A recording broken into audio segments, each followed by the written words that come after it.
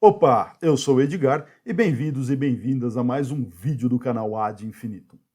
Neste vídeo, nós iremos entender o arcabouço conceitual por trás de todo aquele ferramental técnico desenvolvido nos 8 primeiros vídeos desta série.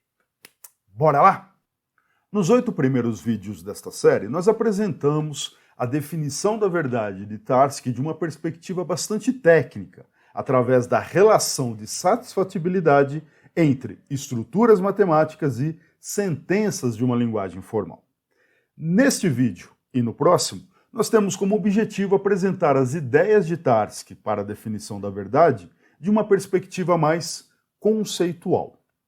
Tarski é um dos grandes nomes da lógica do século XX e apresentou a sua definição de verdade no artigo O Conceito de Verdade em Linguagens Formalizadas. Esse artigo foi escrito inicialmente em polonês e depois traduzido para diversos idiomas. Em português, há uma excelente tradução realizada pelo César Mortari e pelo Luiz Henrique Dutra. O Tarski nos diz que as principais ideias desse artigo foram elaboradas em 1929, o artigo foi submetido para publicação em 1931 e publicado em 1933. A data de referência básica que a gente usa é 1931.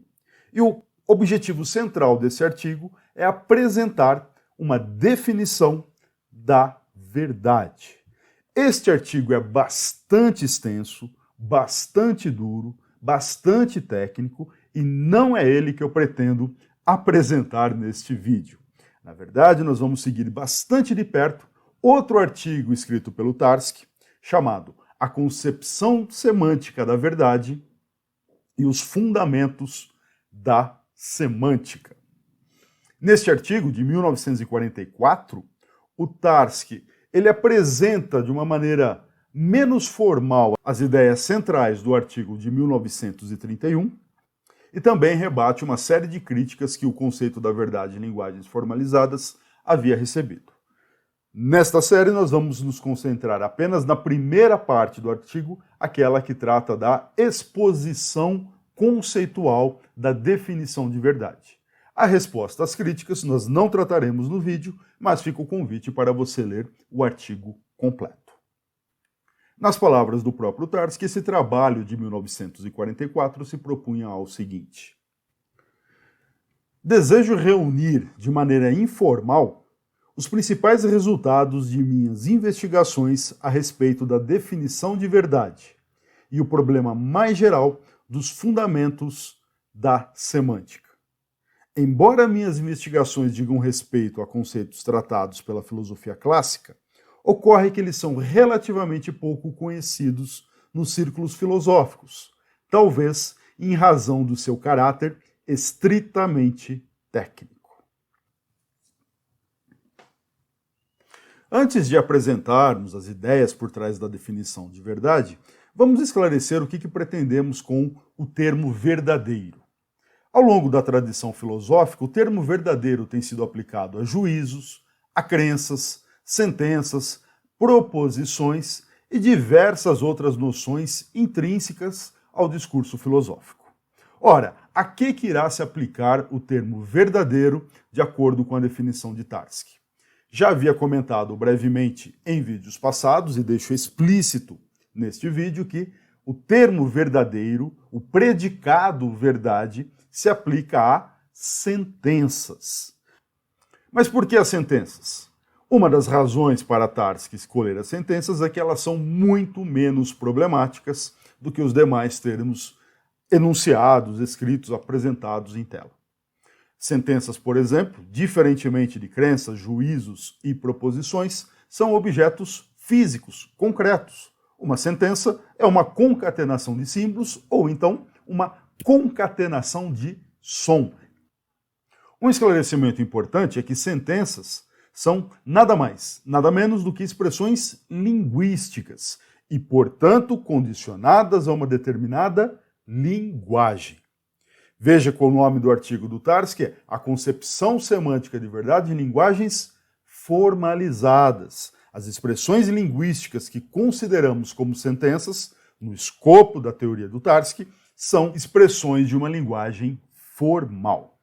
E o segundo esclarecimento que precisamos fazer é que o que chamamos de sentenças é o que usualmente é entendido como uma sentença declarativa. As sentenças formais formalizam sentenças que são assertivas, declarativas. Deste modo, o predicado verdadeiro não cabe a sentenças como "Oi, tudo bem?", que é uma sentença não declarativa, mas sim interrogativa. E o termo verdadeiro também não se aplica a sentenças modais, como, por exemplo, "É possível que amanhã o sol não nasça". Feito este esclarecimento com relação à aplicação do termo verdadeiro, cabe também a gente esclarecer qual é a concepção de verdade por trás da definição de Tarski. Há no mercado, há na discussão filosófica, uma série de teorias acerca da verdade. Nós temos teorias baseadas em coerência pragmática, correspondência, teoria aristotélica e assim por diante. Você pode dar uma revisada bem breve neste vídeo da nossa série acerca de cada uma delas. Mas não é a elas que o Tarski se refere. A teoria que dá sustentação à definição de verdade de Tarski é chamada teoria semântica. A definição de Tarski não é aristotélica, embora o Tarski reconheça que a aristotélica é a menos problemática das anteriores e tente, de alguma maneira, emulá-la. Não é uma teoria da correspondência, não é uma teoria pragmática, não é uma teoria da coerência, é uma teoria semântica da verdade. Pois muito bem, vamos começar a discutir a definição da verdade de Tarski. Como já foi apontado ao longo da série de maneira mais ou menos explícita e de maneira implícita nesse vídeo, o principal problema que o Tarski pretende atacar é o problema de apresentar uma definição satisfatória da verdade.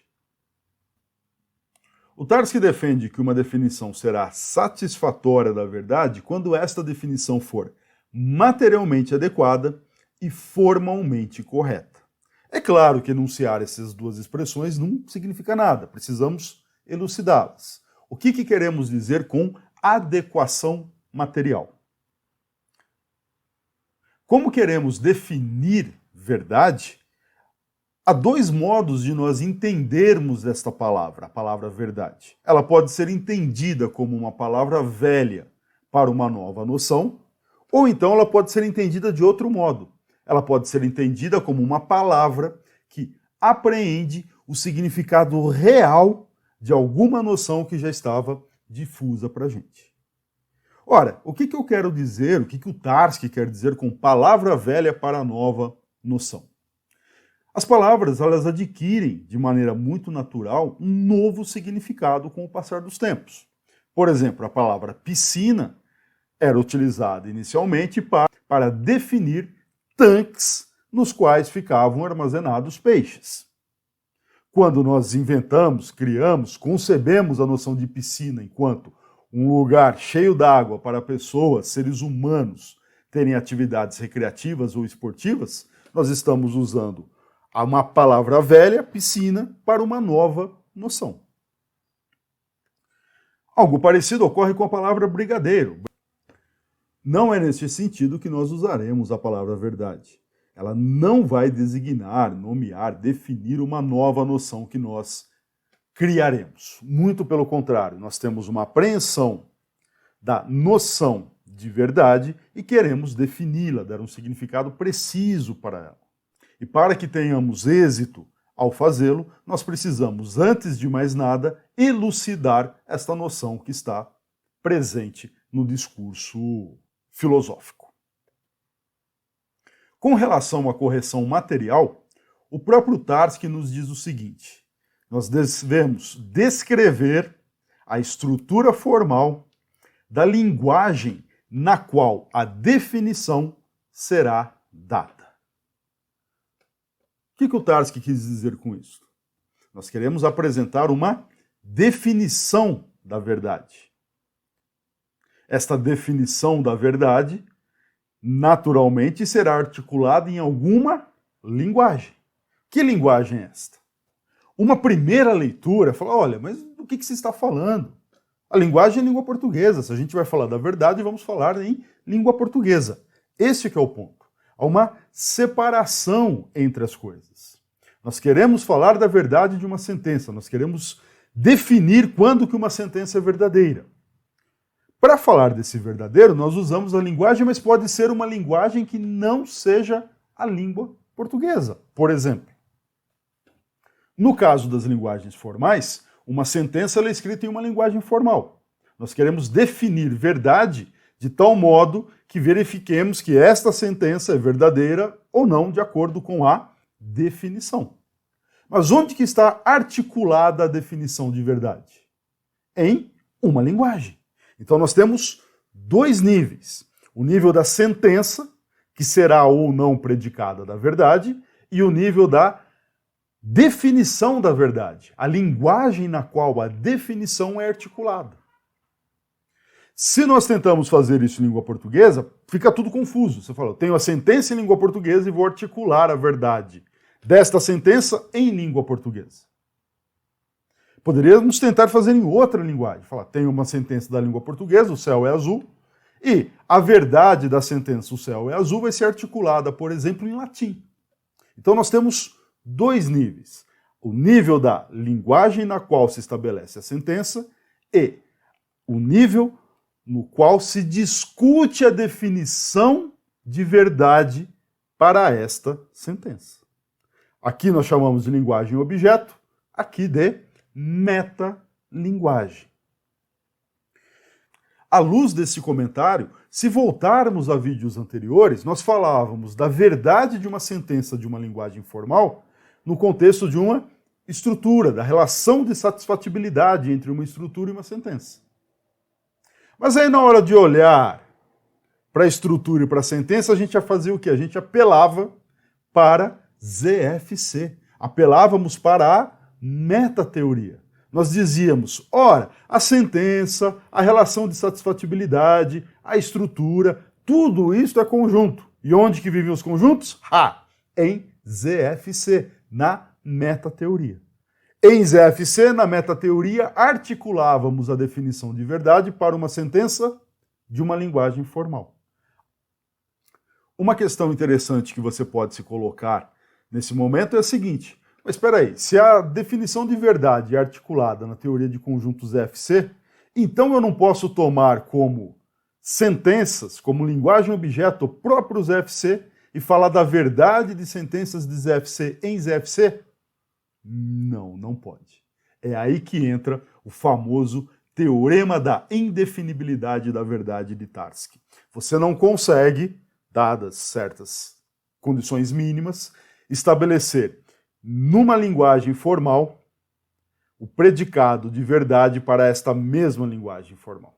Você sempre tem, para predicar a verdade de uma linguagem, olhar para outra linguagem, uma outra mais rica, uma outra que seja capaz de expressar a verdade da sentença que você quer. Este é o ponto central da correção formal advogada pelo Tarski. Nós precisamos descrever a estrutura formal da linguagem na qual nós iremos definir a verdade para sentenças de outra linguagem formal.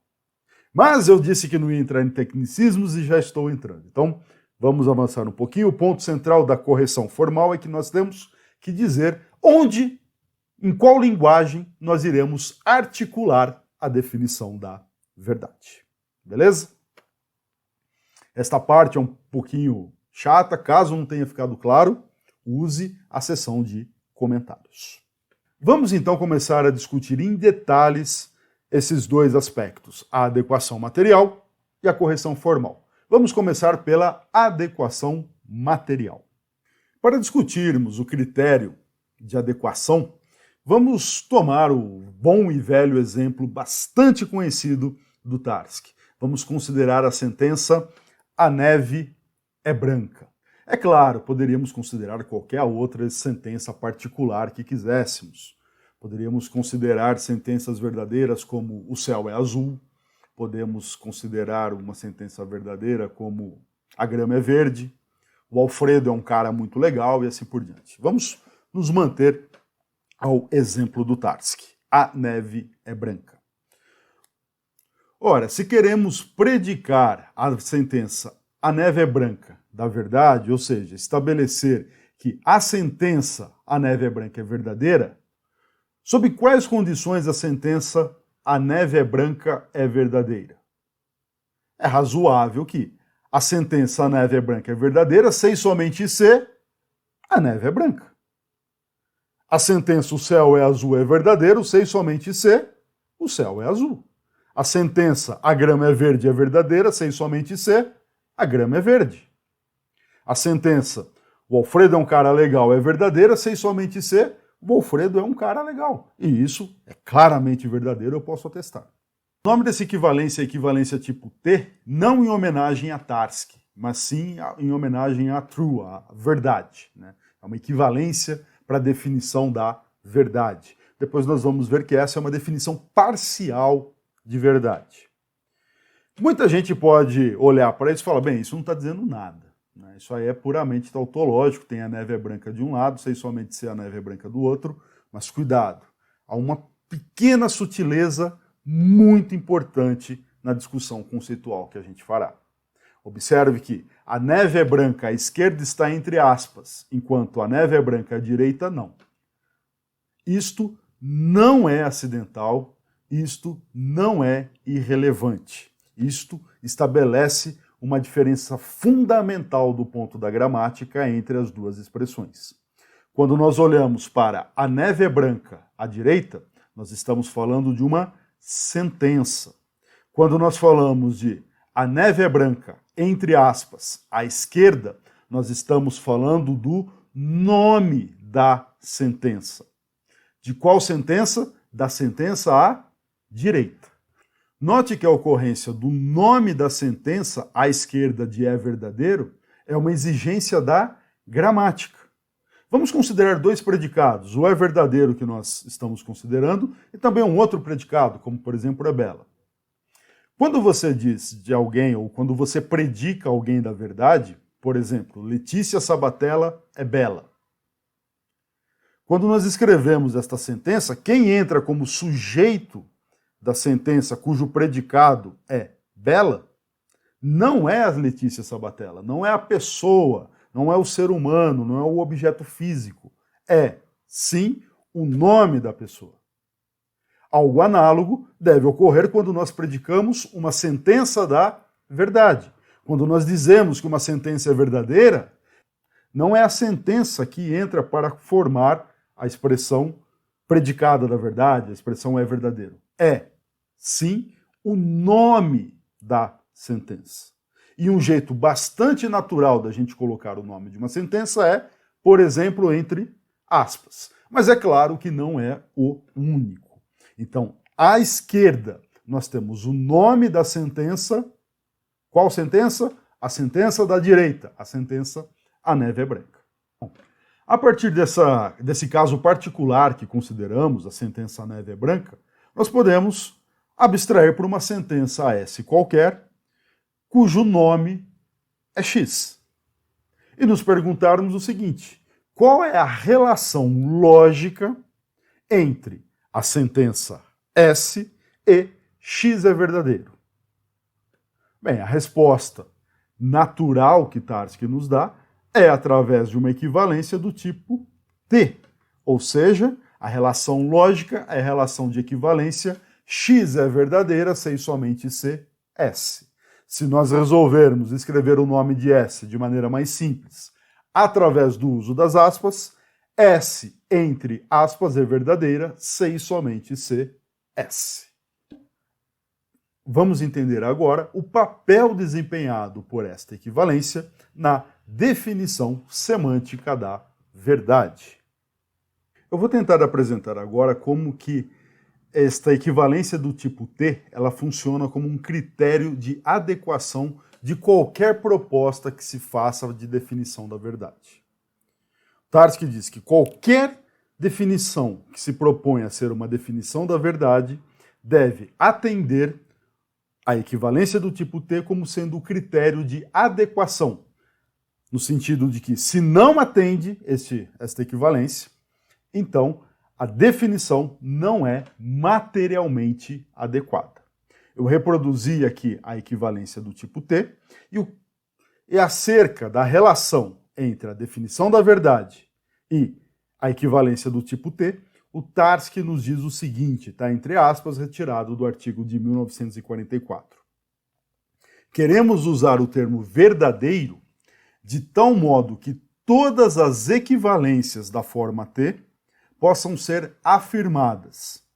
E diremos que uma definição de verdade, qualquer que seja a proposta de definição de verdade, ela é adequada se todas estas equivalências dela seguem. Ou seja, o T não é ele próprio uma definição de verdade. A equivalência do tipo T ela funciona como um critério de adequação no sentido de que qualquer definição que se proponha a ser uma definição de verdade tem que ter como consequência as instâncias da equivalência T. Beleza? Então, de acordo com Tarski, qualquer um que se proponha a apresentar uma definição de verdade, para que esta definição seja materialmente adequada, todas as equivalências da forma T devem ser consequência desta definição da verdade. Ora, qual que é a saída do Tarski para apresentar uma definição da verdade que cumpra automaticamente, que satisfaça automaticamente esta condição de adequação material? O Tarski ele considera que cada uma das equivalências do tipo T ela é uma definição parcial da verdade. Uma definição parcial que explica a verdade daquela sentença, da sentença que está presente naquela instância do esquema T. Nós podemos, nesse momento, apresentar como um exemplo concreto disso que foi dito, toda a discussão feita nos 8 primeiros vídeos. Ora, quando que uma sentença de uma linguagem formal ela é verdadeira? Ela é verdadeira quando ela é verdadeira em todas as estruturas. Então nós podemos olhar para a sentença sendo verdadeira em uma estrutura particular como sendo uma certa instância da equivalência do tipo T. Bem, se cada uma das equivalências do tipo T é uma definição parcial da verdade, o que seria uma definição geral da verdade? A definição da verdade seria a conjunção, uma forma de conjunção lógica de todas estas definições parciais. Veja que isto está diretamente ligado com todo o aparato técnico desenvolvido anteriormente. Isso não é de graça. O aparato técnico que nós apresentamos nos 8 primeiros vídeos é uma sistematização dessas ideias conceituais. Lá, revisa aqui, caso não se recorde. Quando que uma sentença é verdadeira? A sentença φ ela é verdadeira quando ela é satisfeita por todas as estruturas. Esse ser satisfeito por todas as estruturas significa, em alguns casos, que nós temos até coleções Aleph 2, Aleph 3 de estruturas.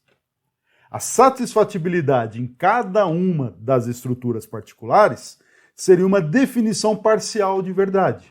E quando você faz, de algum modo, a conjunção de todas estas definições parciais, e quando você faz a conjunção da satisfatibilidade em todas as estruturas, é satisfeito na estrutura 1, φ é satisfeito na estrutura 2, φ é satisfeito na estrutura índice ômega mais 1, ômega mais 2, ômega 1 mais 1.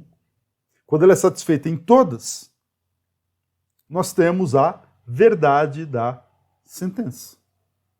Então veja que a sentença é verdadeira quando ela é satisfeita em todas as estruturas. E a satisfatibilidade em cada uma das estruturas é uma definição parcial de verdade. Seria como uma instância do esquema T, e quando nós fazemos essa conjunção, e aí a metalinguagem, a metateoria tem que ter condições, tem que ter ferramentas para permitir essa conjunção não enumerável, infinita, conjunção que for, nós temos a definição de verdade para a sentença em análise.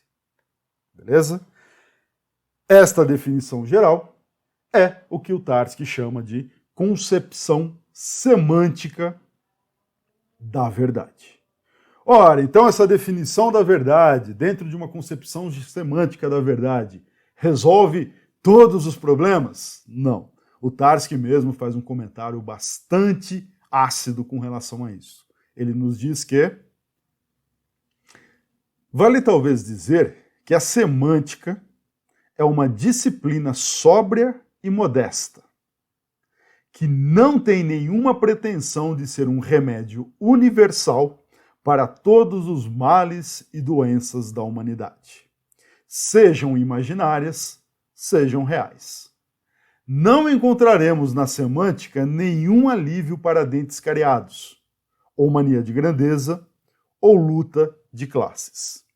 E a semântica também não é um dispositivo para estabelecer que todo mundo, exceto o falante e seus amigos, está falando bobagem.